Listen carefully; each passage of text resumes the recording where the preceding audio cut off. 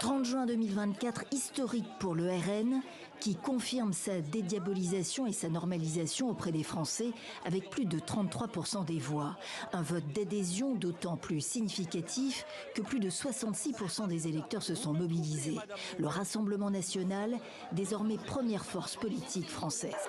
Mes chers compatriotes, la démocratie a parlé et les Français ont placé le Rassemblement national et ses alliés en tête et ont pratiquement effacé le bloc macroniste. Une revanche pour la fille du fondateur du parti d'extrême droite, Marine Le Pen, battue à la présidentielle, élue dimanche dans le nord de la France. Une majorité absolue, c'est ce qu'il faut, dit-elle, pour que Jordan Bardella ait les mains libres pour gouverner.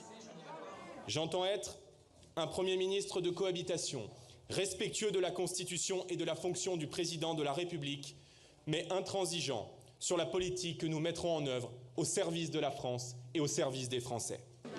Amplifier la dynamique, c'est le mot d'ordre du RN qui vise donc la majorité absolue à l'Assemblée nationale qu'elle n'a pas à l'issue du premier tour.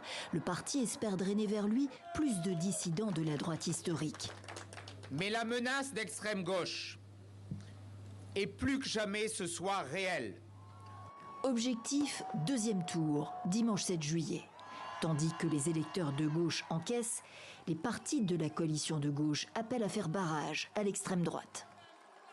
Dans l'hypothèse où il serait arrivé en tête, tandis que nous ne serions qu'en troisième position, nous retirerons notre candidature. Focus sur les batailles triangulaires donc. Appel à désistement également du côté du parti du président sanctionné, désormais troisième après l'union de la gauche. Emmanuel Macron veut un rassemblement républicain et démocrate.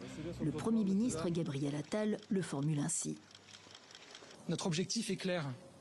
Empêcher le Rassemblement national d'avoir une majorité absolue au second tour, de dominer l'Assemblée nationale et donc de gouverner le pays avec le projet funeste qui est le sien.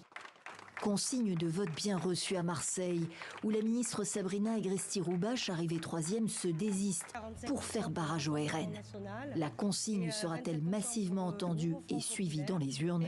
Cela reste à voir.